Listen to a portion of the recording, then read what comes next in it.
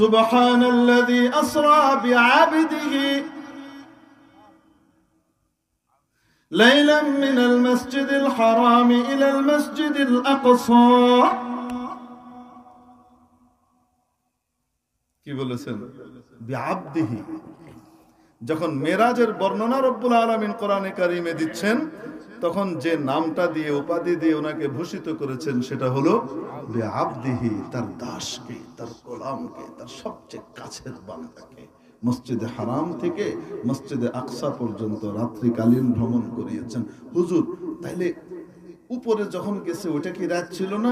সর্বোচ্চ নিয়ামত যেটি নবীজিকে আল্লাহ তাআলা দান করেছেন আপনারা জানেন, সেটি হলো মেরাজ, যেটি আর কোন নবীকে, কোন রসুলকে, এমনকি কোন মালাকে মুকাররবকেও আল্লাহ তাআলা দান করেননি।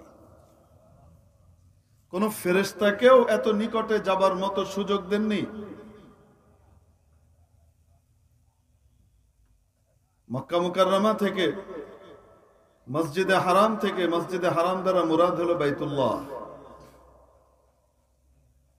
আমরা ইস্তিলাহি মসজিদে হারাম বলতে বাইতুল্লাহর পাশে যে মসজিদ আছে ঘিরানো, সেই মসজিদটাকে বলি, কিন্তু কোরআনের মসজিদে হারাম বলতে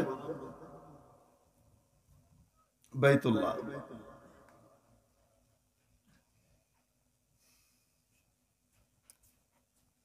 ফাওয়াল্লি ওয়াজহাকা শাতরাল মসজিদিল হারাম আই শাতরাল কাবাহ আল মুশাররাফা। তো মসজিদে হারাম থেকে এক রাত্রে নিয়ে গিয়েছেন, যেটা প্রায় 2 মাসের পথ। এক রাত্রে নিয়ে চলে গেছেন কোথায়? মসজিদে আকসায়, যেটা আজকে ইহুদিদের করতলগত। সেখান থেকে সওয়ার করিয়েছেন, আবার ওখানকার কাজ শেষ করে নিয়ে গিয়েছেন প্রথম আসমান। প্রথম আসমানের কাছে যখন গিয়ে পৌঁছেছেন, জিবরিল আলাইহিস সালাম দরজা, আসমানের দরজা খোলার জন্য বললেন। পাহারাদার জিজ্ঞেস করছে, কে? বলছেন, আনা জিবরিল। ওয়াহাল মাআকা আহাদ, সাথে কি কেউ আছে আপনার? জি, মুহাম্মদ। হাল বুইসা ইলাইহি, অন্য riwayate হাল উরসিলা ইলাইহি, তাকে আনার জন্য কি আপনাকে পাঠানো হয়েছে? মানে আপনি কি ওনাকে আনার অনুমতি নিয়ে এসেছেন? হ্যাঁ। সাথে সাথে আসমানের দরজা খুলে দেয়া হয়েছে এবং নবীজিকে বরণ করা হয়েছে। ওখানে হযরত সাইয়্যিদুনা আদম আলা নবিয়িনা ওয়া আলাইহিস সালাতু ওয়াস সালামের সাথে সাক্ষাৎ। দেখা হওয়ার পরে হযরত জিবরিল বলছেন, হাযা আবুকা আদম ফাসাল্লিম আলাইহি, ইনি আপনার আব্বা জান আদম, সালাম দেন। রাসূলুল্লাহ সাল্লাল্লাহু আলাইহি সাল্লাম তো নিজ থেকেই সালাম দিতেন, একটু বললেই হতো, সাথে সাথে সালাম দিয়েছেন। হযরত আদম আলাইহিস সালাম নিজের সবচেয়ে শ্রেষ্ঠ বরিত সন্তানকে বরণ করেছেন। মারহাবাম বিন নবিয়্যিস সালিহ ওয়াল ইবনিস সালিহ, ও প্রিয় নবী এবং প্রিয় সন্তান, আপনাকে শুভেচ্ছা, স্বাগত। বাপ সন্তানকে ইস্তেকবাল করছেন। ওখান থেকে দ্বিতীয় আসমান, সেই একই প্রশ্নোত্তর, ওখানে আরেক নবীর সাথে সাক্ষাৎ। এভাবে তৃতীয়, চতুর্থ, পঞ্চম, ষষ্ঠ, ওখানে গিয়ে হযরত মুসা আলাইহিস সালামের সাথে সাক্ষাৎ। এরপরে সপ্তম আসমান পার হলেন। সপ্তম আসমানে ওঠার পরে সেখানে সাইয়্যিদুনা ইব্রাহিম আলাইহিস সালামের সাথে সাক্ষাৎ।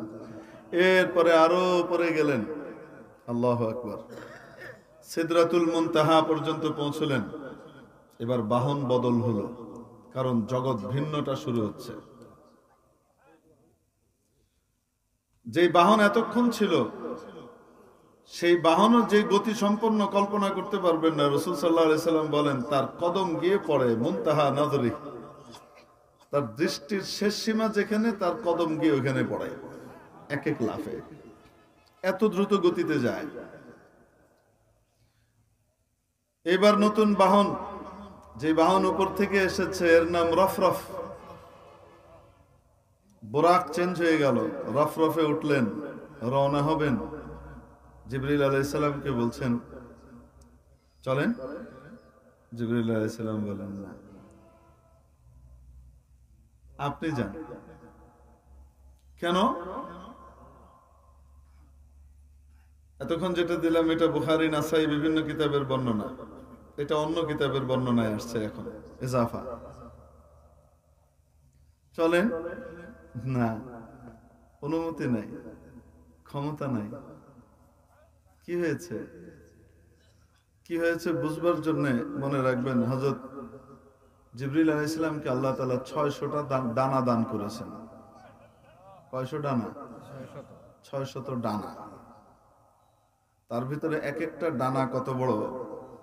নবীজি একবার দেখতে চেয়েছিলেন জিবরিলকে, আমাকে একটু দেখান তো দেখি। 4 বার দেখার রিওয়ায়াত পাওয়া যায়, তার ভিতরে দেখান তো দেখি।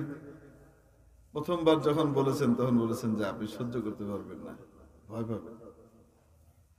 আর না, পারবো, আপনি দেখান। আচ্ছা, বেশ কিছুক্ষণ পরে জিজ্ঞেস করতেছেন দেখছেন কিছু? কয় না, কিছু তো দেখলাম না। তো কি দেখছেন? বললো আসমান ঢেকে গেছে, আকাশ সূর্য মূর্য কিছু দেখতে পাচ্ছিলাম না, ঢেকে গেছে, এটা দেখলাম। তো মাত্র 2টা ডানা ছড়াইছিলাম। কয়টা ডানা? আসতে বলেন না কেন? 2টা ডানা ছড়াইছিলাম। এরকম ডানা কয়টা? 600টা। আর ছড়ানোর জায়গা নাই, এই জন্য ছড়াই নাই। ডানা বড় হয় না, ডানা বাহি যে হয় সে বড় হয়। মুরগির ডানা বড় হয় না, মুরগি বড় হয়? বলেন না কেন? ডানা ছড়াইলে পাখনা দেখা যায় বড় হয়, কিন্তু আসলে কি ডানা বড় না মুরগি বড়? ওই ওজনটা তো মুরগি নেয়। বুঝাতে পারি না? নিজের চেয়ে বেশি ওজনের হইলে পরে ধরতে পারবে? এবার জিবরিল আলাইহিস সালাম কত বড় বলেন তো দেখি, কল্পনা করা যায়? মজার ব্যাপার হলো জিবরিল আলাইহিস সালামের সবচেয়ে বড় ফেরেশতা না, মর্যাদার দিক থেকে সবচেয়ে বড় উনি, কিন্তু আকার আকৃতিতে হামালাতুল আরশ তার চাইতেও বড়। ওনার চেয়ে বড় ফেরেশতা আকার আকৃতিতে, শক্তির দিক থেকে। আরে আমাদের প্রধানমন্ত্রী, মাননীয় প্রধানমন্ত্রী যিনি আছেন, উনি মর্যাদার দিক থেকে বড়, কিন্তু এখানে অনেকে আছেন তারা প্রধানমন্ত্রীর চাইতে অনেক শক্তিশালী, অনেক লম্বা চড়া, বড় সড়ো। বলেন না কেন? আছে না? তাই বলে কি প্রধানমন্ত্রী বড় মানে কি আকার আকৃতিতে আদনান স্বামী? আদনান স্বামীকে আমি জানি না, কিন্তু আমার একজন ছবি দেখাইছে, এইরকম মোটকা একজন মানুষের ছবি। এই যে হুজুর দেখেন, মোটা কাটা, বিশাল হুজুর, কিংবদন্তির মোটা, অনেক মোটা, অনেক বিশাল আকৃতির। এরকম তো না। মর্যাদার দিক থেকে বড় হইলে যে শরীরের দিক থেকেও বড় হতে হবে তা জরুরি? আসতে বলেন। আমাদের বাংলাদেশে বোয়াল মাছও আছে, বড় মাছ, অনেক দামি মাছ, কোনো সন্দেহ নাই, কিন্তু মর্যাদার দিক থেকে ইলিশের দাম বেশি। আরে কয় না কেন? হ্যাঁ, আমাদের দেশে ফেচ্চাও আছে, পাখি আছে না নাই? ফেচ্চা চেনেন আপনারা? শ্যামা পাখি, মানে কালো এক ধরনের পাখি আছে, এরকম বড়, সব পাখিরে ঠোকরায় এরকম করে। এটা কি বলেন আপনারা? হ্যাঁ, ফেসকুন্দা। ফেসকুন্দা নি হোক আছে না? বড়, কিন্তু মর্যাদার দিক থেকে পিচ্চি দোয়েল বেশি, জাতীয় পাখি। আরে কয় না কেন? ঠিক এরকম জিবরিল আলাইহিস সালামের আকৃতি সবচেয়ে ফেরেশতাদের ভিতরে সবচেয়ে বড় তা নয়, ওনার চেয়ে অনেক বড় বড় ফেরেশতা আছে। সুবহানাল্লাহ বলেন না? জিবরিল বলেন যে উত্তর দিয়েছিলেন হযরত শেখ সাদি রাহমাতুল্লাহি আলাইহি, তার ভাষায় এভাবে উত্তরটাকে উল্লেখ করেছেন, আগার ইকসারে মোয়ে বরতর পরম, আগার ইকসারে মোয়ে বরতর পরম, ফরোগে তাজাল্লি বুসুজাত পরম। ও নবী, আল্লাহ রাব্বুল আলামিনের বিশেষ তাজাল্লির এরিয়া এখন শুরু হচ্ছে। আমার সেই ক্ষমতা নাই, এই এরিয়া থেকে যদি আমি এক চুল পরিমাণ সামনে বাড়ি, আল্লাহ রাব্বুল আলামিনের নূরের তাজাল্লিতে আমার সমস্ত ডানা পুড়ে ছারখার হয়ে যাবে। আল্লাহর হাবিব সাল্লাল্লাহু আলাইহি ওয়াসাল্লাম ওখান থেকে রওনা করলেন উপরের দিকে। যেতে যেতে রব্বুল আলামিনের দরবারে হাজির হলেন। ফাকানা কাবা কাউসাইন আও আদনা। কাবা কাউসাইন এটা আরবি বাগধারা, বিপরীত মেরুর দুই জিনিস কাছাকাছি হলে যত বেশি কাছে আনা যায়, এর চেয়ে বেশি আর কাছে আনা যায় না। মানে সর্বাধিক নৈকট্য বুঝাবার জন্য কাবা কাউসাইন বলা হয়, আও আদনা। ধনুকের দুই মাথা আবিধানিক অর্থে দুই মাথা, যে তীর মারে না, যেটা দিয়ে মারে, এটাকে কি বলে? ধনুক বলে। তো যখন তীর মারার জন্য ছিলাটাকে টেনে ধরে, তখন ধনুকের দুই মাথা এভাবে কি হয়ে আসে? বেঁকে আসে না? এই মাথা আর এই মাথা দুইটা কাছাকাছি চলে আসে না? কাছাকাছি এসে কি একেবারে লেগে যায় না? একটু ফাঁক থাকে, ফাঁক থাকে। বেশি লাগাতে গেলে কিন্তু ভেঙে যাবে মরাত করে, তাই না? এর চেয়ে বেশি আর নিকটে আনা যায় না। দুই মাথাকে এর চেয়ে বেশি আনা যায় না। একজন হলেন খালেক আর একজন মাখলুক। খালেক আর মাখলুকের ভিতরে এর চেয়ে বেশি নৈকট্য আর সম্ভব না। যতটুকু নৈকট্য দরকার, সর্বাধিক নৈকট্যের জায়গাতে নবীজি মুহাম্মদুর রাসূলুল্লাহ সাল্লাল্লাহু আলাইহি ওয়াসাল্লামকে আল্লাহ নিলেন। মেরাজ বলে কথাবার্তা বলেছেন, আল্লাহর সাথে সরাসরি কথোপকথন হয়েছে, হাদিসে পরিষ্কারভাবে প্রমাণিত রইল। দেখেছেন কি দেখেন নাই? আম্মা জান আয়েশা নবীজির স্ত্রী, আব্দুল্লাহ ইবনে আব্বাস রাদিয়াল্লাহু তাআলা আনহুমা নবীজির আপন চাচাতো ভাই, দুইজনই কোরআন হাদিসের বহুত বড় আলেম। যেহেতু উল্লেখ নাই দেখেছেন কি দেখেন নাই, এই জন্যে একজনের মত দেখেছেন, আরেকজনের মত কি করেন নাই, দেখুক চাই না দেখুক। এত কাছাকাছি কথাবার্তা মুসা কালিমুল্লাহ কেন আর কেউ কোনোদিন বলতে পারেনি, যেটাকে আমরা মেরাজ বলি। মেরাজ হলো নবীজির জীবনের আল্লাহ তাআলার পক্ষ থেকে দেওয়া সবচেয়ে বড় নিয়ামত ওই সময়কার।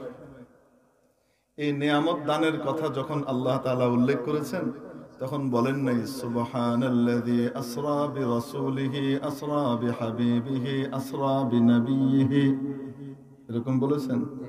সুবহানাল্লাযী আসরা বিনবিয়িহি মিনাল মাসজিদিল হারামি ইলাল মাসজিদিল আকসা, এভাবে সুবহানাল্লাযী আসরা বিরাসূলিহি মিনাল মাসজিদিল হারামি ইলাল মাসজিদিল আকসা, সুবহানাল্লাযী আসরা বিহাবিবিহি মিনাল মাসজিদিল হারামি ইলাল মাসজিদিল আকসা, এরকম? কিরকম? সুবহানাল্লাযী আসরা বিআবদিহি লাইলাম মিনাল মাসজিদিল হারামি ইলাল মাসজিদিল আকসা। কি বলেছেন? বিআবদিহি। যখন মেরাজের বর্ণনা রব্বুল আলামিন কোরআনে কারিমে দিচ্ছেন, তখন যে নামটা দিয়ে উপাধি দিয়ে ওনাকে ভূষিত করেছেন সেটা হলো বিআবদিহি, তার দাসকে, তার গোলামকে, তার সবচেয়ে কাছের বান্দাকে। মসজিদে হারাম থেকে মসজিদে আকসা পর্যন্ত রাত্রিকালীন ভ্রমণ করিয়েছেন। হুজুর, তাইলে উপরে যখন গেছে ওটা কি রাত ছিল না? ওখানে তো রাত দিনই নাই। রাত আর দিন তো পৃথিবীর মধ্যে না। আরে বলেন না কেন? যখন নাকি পৃথিবীর বলয় পার হয়ে যাবে, সৌরজগৎ পার হয়ে যাবে, তখন কি আর রাত দিনের কারবার আছে? তো নাই। তো এটা তো অকল্পনীয়, অসীম এক এরিয়া। সুবহানাল্লাহ। তাহলে আল্লাহর সাথে বান্দার সবচেয়ে বড় সম্পর্ক হলো গোলাম এবং মনিবের মাঝে, বাঁধি এবং মনিবের মাঝে যে সম্পর্ক থাকে, গোলামিয়তের সম্পর্ক, আব্দিয়তের সম্পর্ক। আর যারা আল্লাহর অতি প্রিয় বান্দা হবে, তাদের কিছু বিবরণ, তাদের কিছু গুণাবলী রব্বুল আলামিন সূরাতুল ফুরকানের মধ্যে বর্ণনা করেছেন। ইবাদুর রহমান, মহাদয়াবানের বান্দা, মানে ইবাদুল্লাহ বলতে পারতেন, রহমান মানে মায়াময়, দয়াময়, পরম করুণাময়। এই করুণাময় নাম দিয়ে বুঝাচ্ছেন এই বান্দাদের উপরে আল্লাহর করুণা সবসময় বর্ষিত হতে থাকে, তারা বড় প্রিয়। ওয়াইবাদুর রহমান, রহমানের প্রিয় বান্দারা, তাদের গুণ কি জানতে চাও নাকি তাদের বৈশিষ্ট্য দেখতে চাও নাকি? আল্লাযীনা ইয়ামশুনা আলাল আরদি হাওনা, জমিনে যখন তারা চলাফেরা করে বড় বিনয়ের সাথে চলে, বড় বিনয়ের সাথে চলে। তাদের চাল চলনের ভিতরে তাদের বিনয়, তাদের আভিজাত্য ফুটে ওঠে। বিনয়ের মাঝে আভিজাত্য ফুটে। তার চাল চলন দেখলে তাকে মানুষ অহংকারী মনে করে না, এমন ভাবে চলে। যখন হাঁটে, কিছু লোক আছে দেখবেন লন্ডন থেকে আইছে, সৌদি আরব থেকে আসছে, নতুন বুট ফুট কিনে মিনে লইছে, ওখানে তো বাসন টাসন দিতেছিল অন্য জিনিস হোটেলে, এখানে আসার সময় বুট আর কোট পরে এমন ভাবে নামে ঠাস ঠোস, মনে হয় যেন জমিন ফাটায় লেবে। কিছু লোক, সবার কথা বলি না, আবার এর বিপরীত অনেকে আছে, ঠিক কি ঠিক না? কি ভাব সাপ তার! বাংলাদেশের মানুষকে আর তার মানুষই মনে হয় না, মনে হয় সব কীট পতঙ্গ কোত্থেকে এসেছে, অশুভ অভদ্র ভাব সাপ দেখলে মানে। আরে আছে না নাই? মাবুদ বলেন ওয়ালা তামশি ফিল আরদি মারহা, দম্ভ ভরে পৃথিবীতে হেঁটো না, চলো না। কেন? তুমি নিজেকে যতই বড় মনে করো না কেন, আমি পাহাড় তৈরি করেছি, পাহাড়কে ছাড়িয়ে তুমি যেতে পারবে না। তোমার আকৃতি, তোমার লম্বা দৈর্ঘ্য পাহাড়কে পার করতে পারবে না। আর তুমি যে নিজেকে বড় শক্তিমান মনে করছো, পদাঘাতে তুমি আমার তৈরি জমিনকে ফাটিয়েও দিতে পারবে না।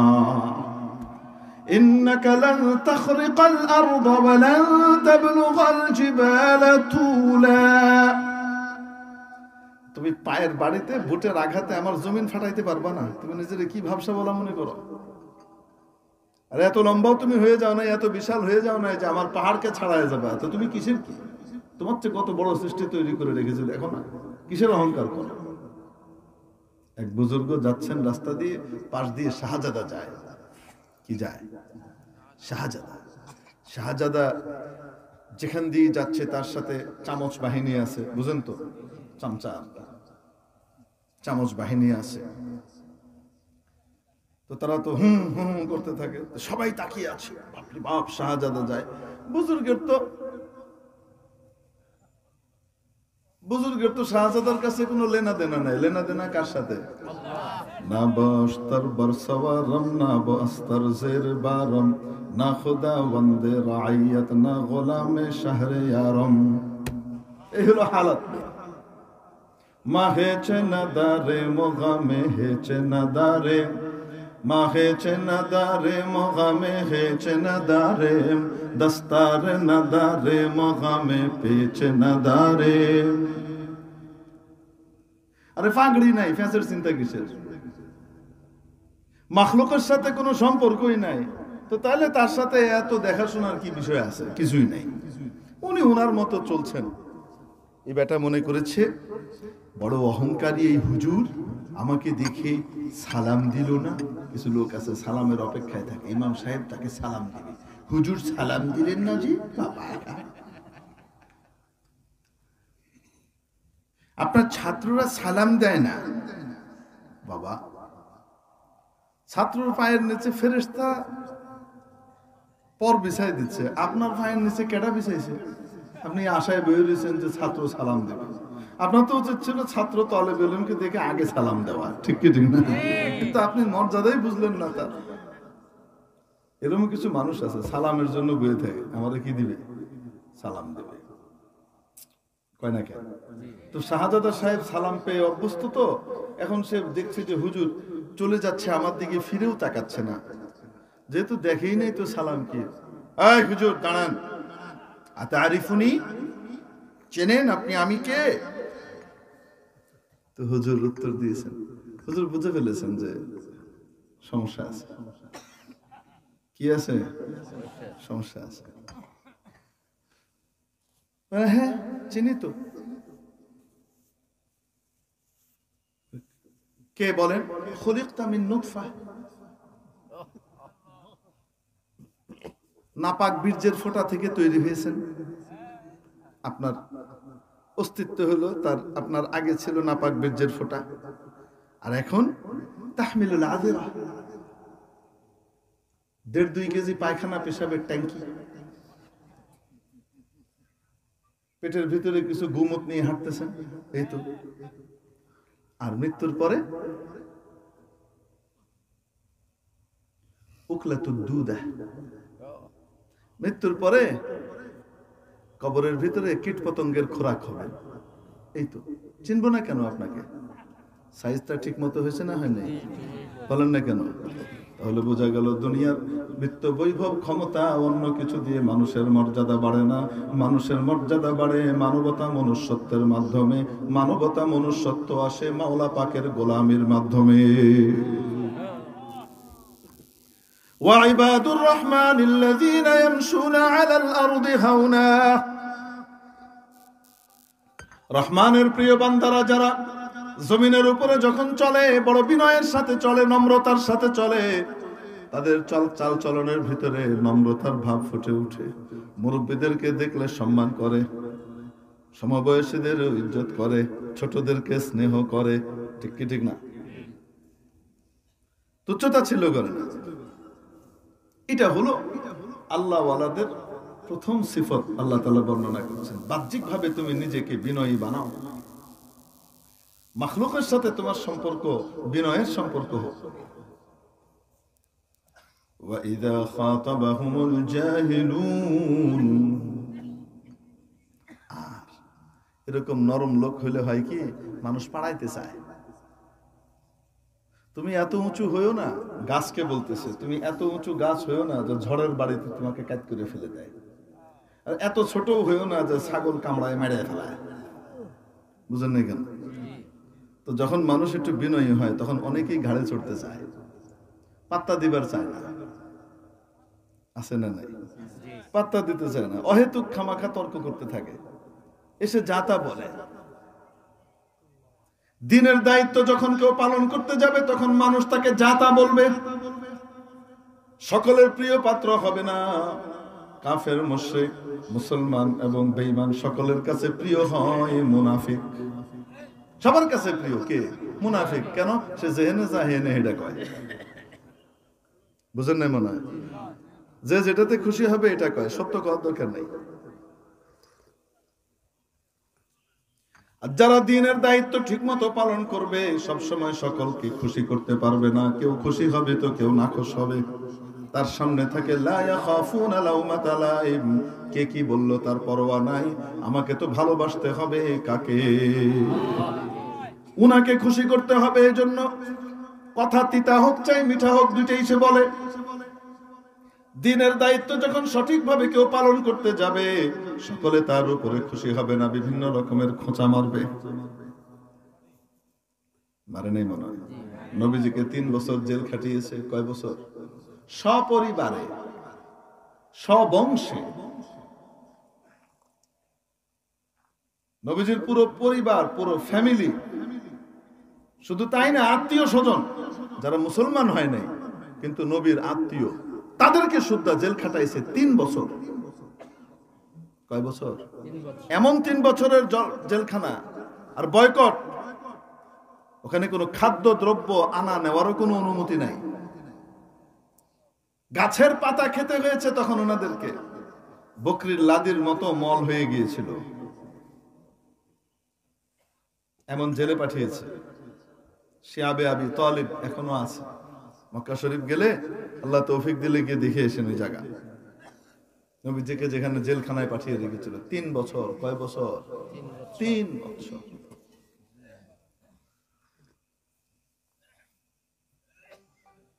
তারপরে বিভিন্ন রকমের কটু কথা বলতো। নবীজি বলেন, ওয়ালা রব্বুল আলামিন নবীজিকে সান্ত্বনা দিয়ে বলেন, ওয়ালাকাদ না'লামু আন্নাকা ইয়াযীকু সাদরুকা বিমা ইয়াকুলুন। ও আমার নবী, আমি খুব ভালো করে জানি ওদের কথার কারণে আপনার মনটা ছোট হয়ে আসে, আপনার মনটা ভেঙে গুড়িয়ে যায়। فسبح بحمد ربك وكن من الساجدين واعبد ربك حتى يأتيك اليقين। পাতা দিয়ে না, আরিদ আনিল জাহিলিন। এরা মূর্খের মতো কথা বলে, এরা যতই শিক্ষিত হোক না কেন কথাবার্তাগুলা মূর্খের মতো। আবু জেহেল বড় বুদ্ধিমান, বড় জ্ঞানী ছিল, জ্ঞান দিয়ে আল্লাহকে চিনে নাই, রসুলকে চিনে নাই। নবীজি বলছেন আবুল জাহাল গণ্ডমূর্খ, মহামূর্খ। যার উপাধি ছিল আবুল হিকাম, মহাজ্ঞানী, তাকে নবীজি বলছেন আবুল জাহাল গণ্ডমূর্খ, মহামূর্খ। যারা ইসলাম পালন করবার কারণে ইসলাম ওয়ালাদেরকে, ইসলামিস্টদেরকে খোঁচা দেয়, এরা আসলে মূর্খ, আসলে জাহেল। জ্ঞানী মানুষ মূর্খের কথায় প্রভাবিত হয় না, পাত্তাই দেয় না। বলেন না কেন? হাতি হেঁটে যায়, পাশ দিয়ে কুকুর ঘেউ ঘেউ করে, এলাকার সব কুত্তা এক লগে পরে কুত্তি খাইলো, এটা ছাগলও এসে গুতা মারে, হাতি ফিরেও তাকায় না, হয় না কেন? তার অর্থে কি এই হাতির শক্তি কমে গেছে? না কেন? হাতি কিছু করা লাগবে না, শুধু চলার গতিটা কুত্তার দিকে ফিরাই দিলেই হবে। ঠ্যাঙ্গের তলায় পড়লে আর খুঁজে পাওয়া যাবে না, ঠিক কি ঠিক না?